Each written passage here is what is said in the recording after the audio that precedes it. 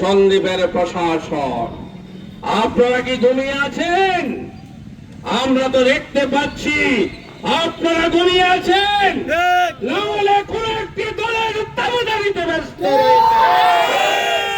না হলে 12ই ফেব্রুয়ারির পর সন্দ্বীপে এতগুলো ঘটনা ঘটল, সন্ত্রাসের ঘটনা ঘটেছে, চাঁদাবাজির ঘটনা ঘটেছে, মাদকের ঘটনা ঘটেছে, ধর্ষণের ঘটনা ঘটেছে।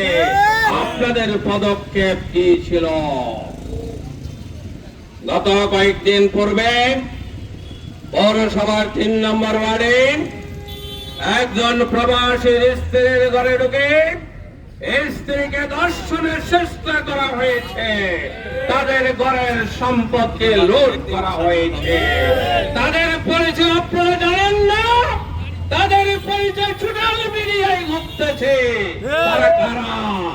আপনারা তাদেরকে দেখতে পাচ্ছেন না। আজকে আপনি বলছেন আমাকে দেখাই দেন, আমি তাকে অ্যারেস্ট করব। ধিক্কার জানায় প্রশাসন। আপনাদের কোন পদক্ষেপ সন্দ্বীপবাসী দেখতে পায় না। একজন দর্শককে বাঁচানোর জন্য আপনারা চেষ্টা করছেন, কিন্তু মনে রাখবেন আমার সন্দ্বীপের অধিকাংশ মানুষ প্রবাসী, তাদের পরিবার সন্দ্বীপে বসবাস করে, তারা নিরাপত্তাহীনতায় থাকবে, এটা আমরা বরদাস্ত করব না। প্রয়োজনে দর্শকের বিরুদ্ধে সংগ্রাম চলবে, প্রতিরোধ করে তোলা হবে।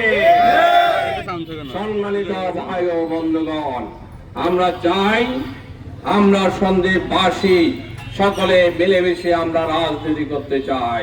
যা যা রাজনীতি তার কাছে থাকবে, কিন্তু সন্দ্বীপের পরিবেশ, সন্দ্বীপের রাজনৈতিক সহাবস্থান আমরা সবাই মিলে বজায় রাখবো।